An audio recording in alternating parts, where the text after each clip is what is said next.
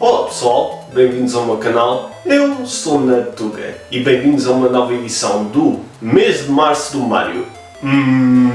Querem saber algo em que eu não acredito? Catolicismo e o facto de que a Game Boy foi um sucesso. É difícil acreditar que a Game Boy foi o início do longo e indisputável reinado da Nintendo nas consolas portáteis, quando tinha um ecrã monocromático que nem sequer era iluminado, ao contrário dos seus competidores, a Atari Lynx e a Sega Game Gear. Mas o que a Game Boy tinha que essas outras consolas não tinham era um baixo preço, uma longa vida de bateria e jogos.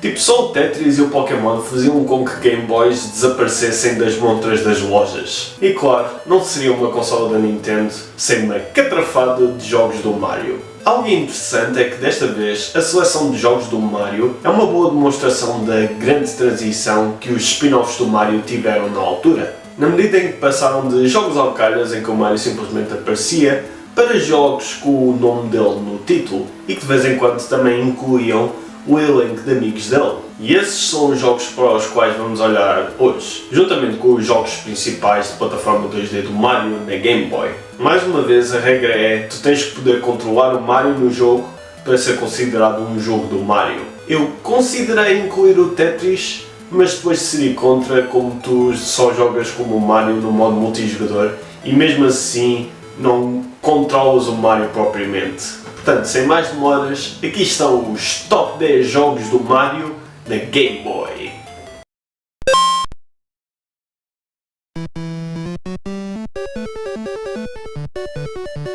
Tal como o Pinball na NES, o Alleyway é um jogo que quase toda a gente já jogou. Cada versão tem um título diferente dependendo de que companhia é que faz o jogo, sendo os mais comuns Breakout e Arkanoid, mas são todos a mesma coisa. E tal como o Pinball na NES, vocês devem estar a pensar: como é que isto é um jogo do Mario? O Mario nem sequer aparece. E mais uma vez estão enganados, porque a barrinha que tu moves de um lado para o outro é na verdade uma nave controlada pelo Mario. Mas para quem não é fã do Mario e que para além disso detesta o Mario, não se preocupem, porque há uma parte em que podes destruir uma imagem do Mario. Este de facto é um jogo para todos. Tirando isso, não há muito a dizer. É um típico clone do Breakout / Arkanoid, muito básico, mas giro na mesma. Ah, fogo, eu perdi. Espera, Mario, o que é que tu estás a fazer? Não, Mario, tens tanto por que viver! Não!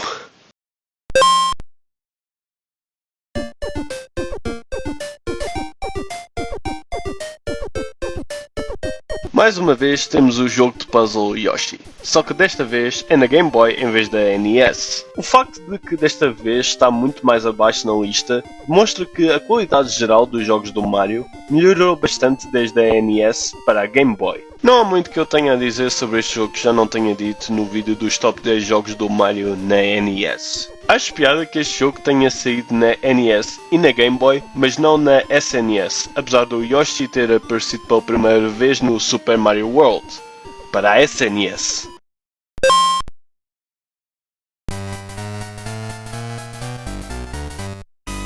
Para quem não sabe, a Nintendo costumava fazer estes pequenos jogos LCD portáteis chamados Game & Watch, por cada unidade ter um relógio e um jogo específico. Estes dispositivos foram depois sucedidos pela Game Boy, portanto surpreende-me o quão cedo eles decidiram celebrar esses jogos com o Game & Watch Gallery. Isto é uma coleção de 4 jogos Game & Watch, que também incluem remakes desses jogos em que todas as personagens são substituídas por personagens do Mario. Até uma seleção decente.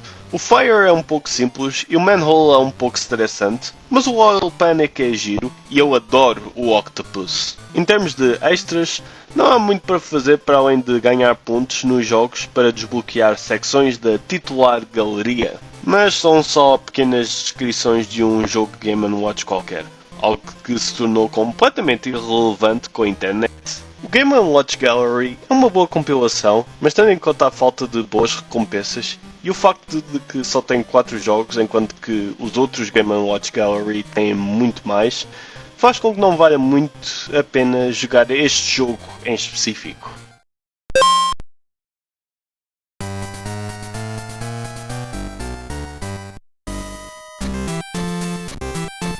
O Game & Watch Gallery 2 é automaticamente melhor do que o primeiro por várias razões. A principal é a seleção de jogos. 5 jogos em vez de só 4 e a seleção é muito melhor em geral. É o que dá não incluir o Manhole. O Parachute é um pouco semelhante ao Fire, mas o Helmet é bastante divertido. E depois os remakes do Chef e do Vermin são bastante diferentes dos seus respectivos originais, mas sem perder o seu espírito. E o Donkey Kong é um remake do Donkey Kong original nas arcadas. Ou, neste caso, um remake do Donkey Kong, que depois inclui um remake do remake do Donkey Kong.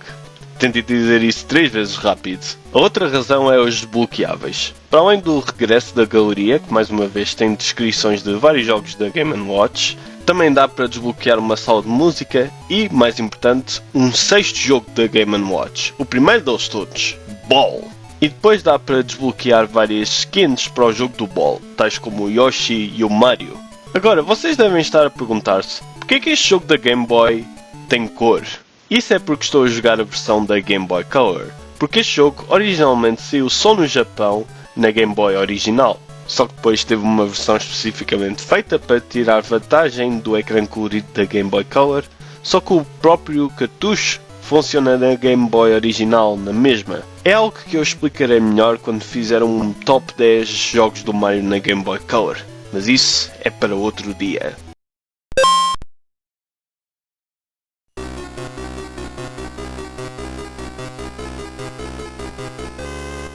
Já alguma vez jogaram nonogramas? Se for esse o caso, o Picross do Mario é basicamente um conjunto de nonogramas que vão de fácil a difícil. Tens que preencher os passos corretos dentro do limite de tempo, de acordo com os números indicados, e cada erro diminui o teu limite de tempo.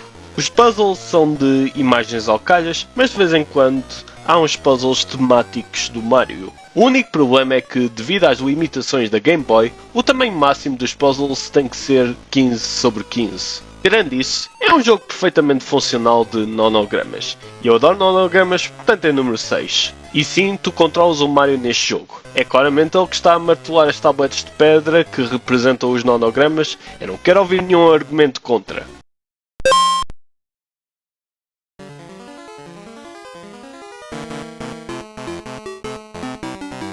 Infelizmente para o Picross do Mario, nonogramas não eram tão populares na altura como eram hoje, portanto o jogo não vendeu muito bem. Como resultado, a sequela do jogo, o Super Picross do Mario, só saiu no Japão, juntamente com a outra sequela, o Picross 2. Portanto, eles tiraram o Mario do título e puseram 2 no título, porque apesar deste ser o terceiro jogo, é o segundo jogo na Game Boy. Faz todo o sentido para mim. O Picross 2, mais uma vez, é um conjunto de nonogramas que tens para resolver com o tamanho máximo de 15/15. Mas tal como é costume com a Nintendo, eles viram essa limitação como um desafio e fizeram algo interessante, em que os puzzles são constituídos por 4 nonogramas que formam uma só imagem. E enquanto que no início é só uma questão de resolver os 4 nonogramas em separado, os puzzles depois tornam-se mais difíceis ao não dizer se cada um dos 4 nonogramas está correto ou não, até completares a imagem toda. E em vez de um simples menu, tens um Hub World em que acedes aos puzzles e que também encontras puzzles escondidos. E aqui tens controle direto do Mario, portanto mesmo não tendo Mario no título, não há debate sobre se isto é um jogo do Mario. Ah, e o Wario também está aqui. Bom para ele.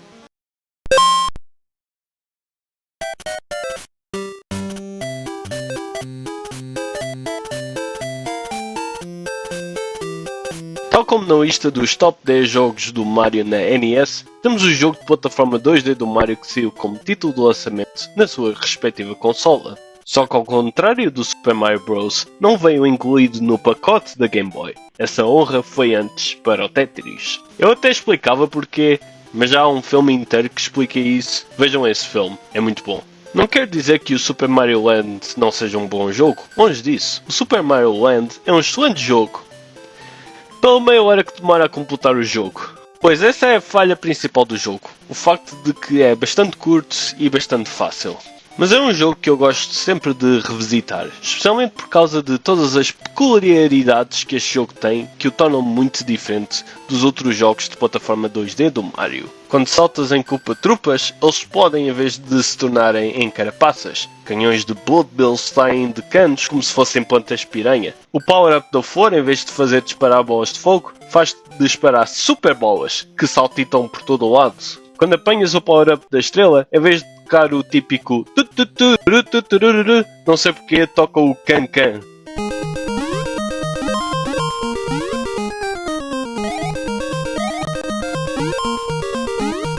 Até há níveis em que o jogo do nada se torna num shooter 2D e são muito divertidos. Muitas destas diferenças são explicadas pelo facto de que o Mario já não está no Reino Cogumelo, mas sim em Sarasaland. Em vez de lutar contra o Bowser, tem que lutar contra o alien malvado Tatanga. E de facto ele é uma tanga, porque a luta dele é super fácil. Em vez de resgatar a Princesa Peach, resgata a Princesa Daisy, que apareceu pela primeira vez neste jogo. Pelos vistos, ela e o Mario tiveram uma pequena relação amorosa e depois o Mario disse: "Não, eu prefiro a Peach, mas o meu irmão está solteiro." E logo no jogo em que a Daisy apareceu a seguir, o NES Golf Tournament, lá está ela, lado ao lado do Luigi. E quem diz que o Mario não é um bom wingman? O Super Mario Land está longe de ser o melhor jogo do Mario, mas é um jogo importante na história dos jogos do Mario, para além de que é divertido por si próprio.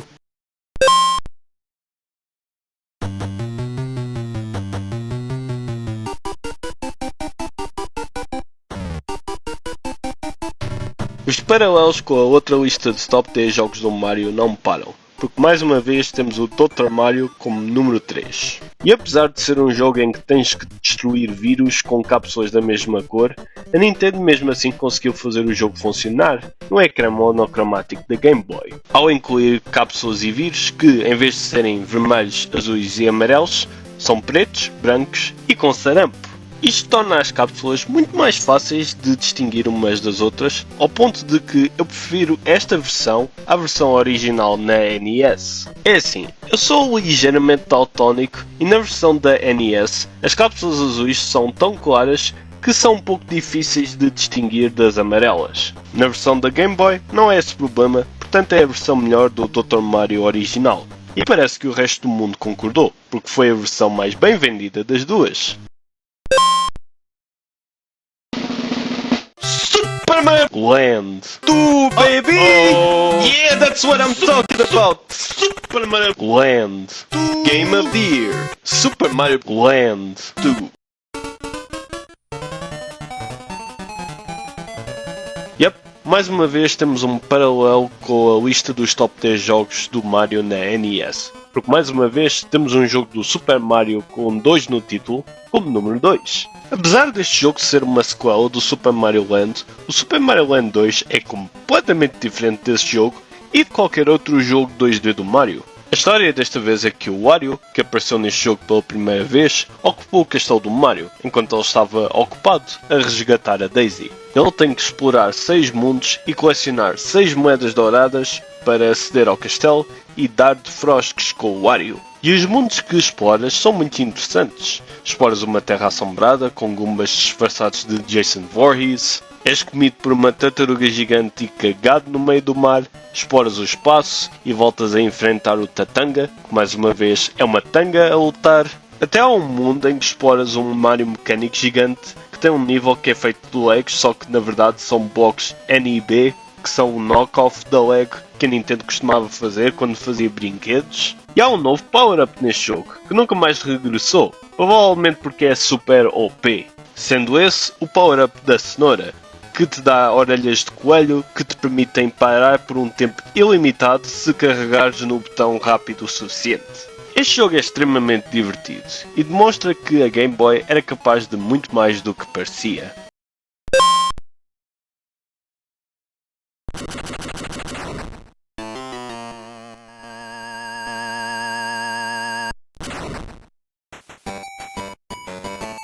O Donkey Kong ao início parece ser um simples remake do Donkey Kong original para as arcadas, mas agora com controles minimamente decentes. Mas depois completas o último dos 4 níveis diferentes e isto acontece.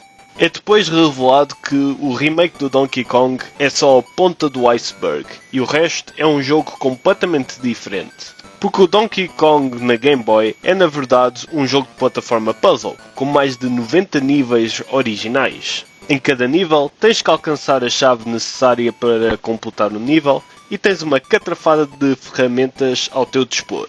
Tens mecânicas antigas, como obviamente o clássico power-up do martelo, mas também a habilidade de pegar em objetos e inimigos e atirá-los, tal como no Super Mario Bros. 2. Mas também há novas mecânicas que se iriam tornar bastante populares em futuros jogos do Mario. Este foi o jogo que introduziu certos movimentos mais acrobáticos do Mario, como o mortal para trás, o triplo salto e o balançar em cordas. E também é a primeira vez que o mini cogumelo do New Super Mario Bros. Aparece, e até há um power-up que te permite construir partes do nível como se estivesse a jogar o Mario Maker. E voltando às mecânicas antigas, o Mario pode trepar videiras, como no Donkey Kong Jr., e isso sem mencionar que o próprio Donkey Kong Jr. também aparece no jogo. Aliás, este jogo, para além de ser uma pseudo-sequela do Donkey Kong original, também é uma pseudo-prequela do Donkey Kong Jr., uma espécie de Donkey Kong 1.5. E a maneira como o jogo vai dar aos eventos do Donkey Kong Jr. no final é muito engraçada. Falando no final, as lutas de boss são todas contra o Donkey Kong, mas são todas muito boas, especialmente o boss final. Este jogo é incrível, e o facto de que cada nível se passa num só ecrã faz com que o jogo funcione muito bem na Game Boy. De facto, ver jogos como este torna mais claro porque é que a Game Boy foi um sucesso tão grande. E esses são os meus top 10 jogos do Mario na Game Boy. Jogos que demonstram que o Mario e a Game Boy condiziam muito bem, na medida em que ambos parecem simples à superfície, mas na verdade são bastante versáteis. Mas agora quero saber quais são os vossos jogos favoritos do Mario na Game Boy. Partilhem nos comentários e até à próxima!